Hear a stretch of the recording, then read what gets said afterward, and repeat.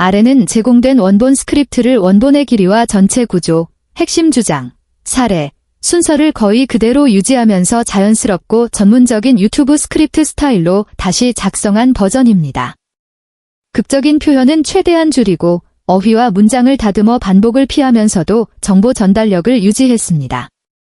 오늘 밤에도 수백만 명의 60세 이상 어르신들이 심장 건강에 좋다는 저녁 식사를 하실 겁니다.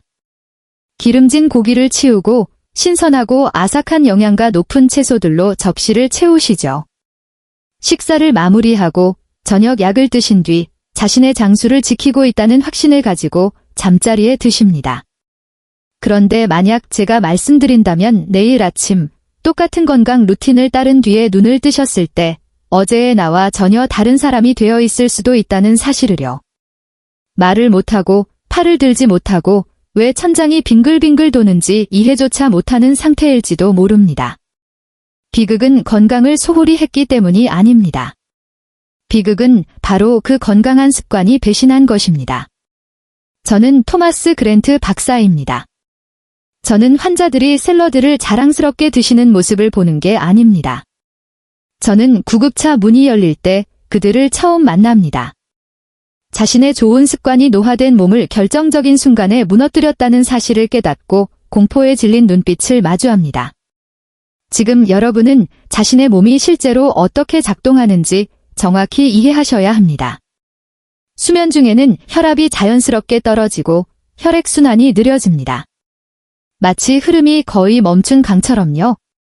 그런 상태에서 밤늦게 특정 채소를 섭취하면 특히 혈액응고, 수분 저류, 약물 상호작용에 영향을 주는 채소라면 세포에 영양을 공급하는 것이 아니라 오히려 뇌로 가는 산소 공급을 방해하게 됩니다.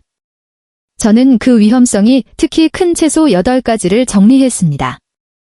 낮에는 강력한 약이 될 수 있는 채소들이지만 밤에는 오히려 위험 요소로 작용합니다. 이 영상을 끝까지 시청해 주시길 진심으로 부탁드리는 이유가 있습니다. 1위에 해당하는 채소는 지금 여러분의 주방에 있을 가능성이 매우 높기 때문입니다. 아마 이번 주에도 이미 드셨을 겁니다. 뇌 건강을 가지고 추측하지 마세요. 지금부터 리스트를 함께 살펴보겠습니다. 8위 양파. 조용한 불안정성. 가장 먼저 소개할 채소는 양파입니다.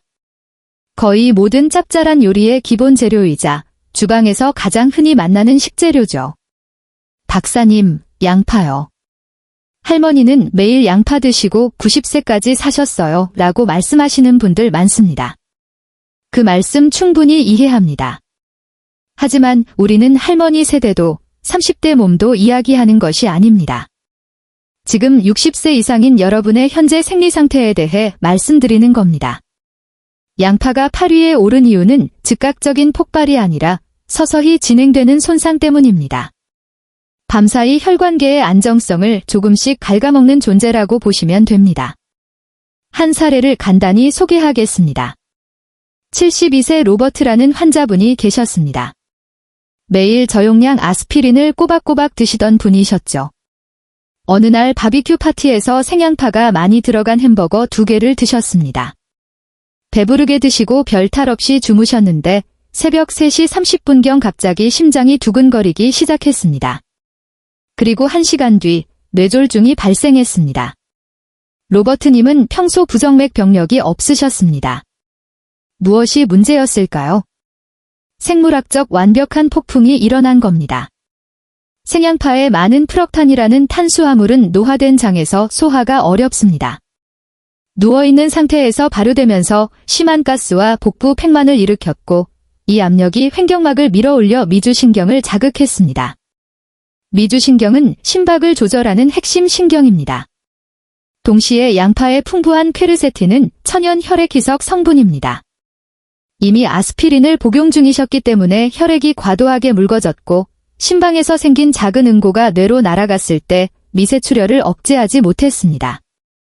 기계적 요인, 가스 압력, 플러스 화학적 요인, 과도한 혈액 묽어짐, 복합 재앙. 양파 자체를 없애라는 말이 아닙니다. 면역에 매우 좋은 채소입니다. 다만 60세 이상이라면 저녁 6시 이후에는 절대 생으로 드시지 마세요. 항상 완전히 익혀서 섬유질을 부수고 발효성당을 중화시키는 것이 안전합니다. 가능하면 점심때 드시는 걸 권합니다. 7위 마늘 강력한 망치 양파가 기초를 서서히 약화시킨다면 마늘은 벽을 부수는 망치에 가깝습니다. 논란이 될 수 있는 이야기라는 점 잘 압니다. 수십 년간 마늘은 최고의 슈퍼푸드로 칭송받아왔고 실제로 천연 항생제로서 매우 뛰어납니다.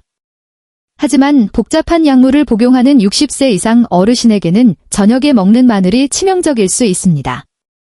바로 예상치 못한 혈액희석 증폭 때문입니다. 마늘의 핵심 성분인 알리인은 강력한 항혈소판 작용을 합니다.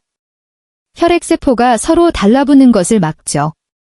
30대에겐 놀라운 효과지만 70대의 와파린, 자렐토, 아스피린 등을 복용 중이라면 이야기가 달라집니다.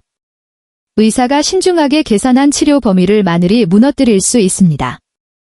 74세 엘리너라는 환자분 사례입니다. 감기 기운이 있을 때 옛날 민간요법을 따르셨죠. 마늘 3통을 통째로 구워서 빵과 함께 드시고 주무셨습니다. 새벽 2시 코피가 시작되었습니다. 그런데 멈추지 않았습니다. 목구멍으로 계속 흘러들어가며 질식할 뻔했습니다. 응급실에서 측정한 INR 수치, 혈액 응고시간 지표는 위험 수준이었습니다. 혈액이 사실상 물처럼 변한 상태였습니다. 즉시 응고를 되돌리는 처치를 해야 했습니다. 엘리너님은 살아남으셨지만 깨달으셨죠. 잘못된 타이밍의 채소 한 가지가 밤새 자신을 죽일 뻔했다는 사실을. 대처법 혈액희석제를 드신다면 저녁에 마늘은 1쪽 이하로 제한하세요. 생으로 먹는 것보다 완전히 익히는 것이 훨씬 안전합니다. 고온에서 알리나아제 효소가 일부 비활성화됩니다. 현재까지의 방향성과 톤이 맞는지 확인 부탁드립니다.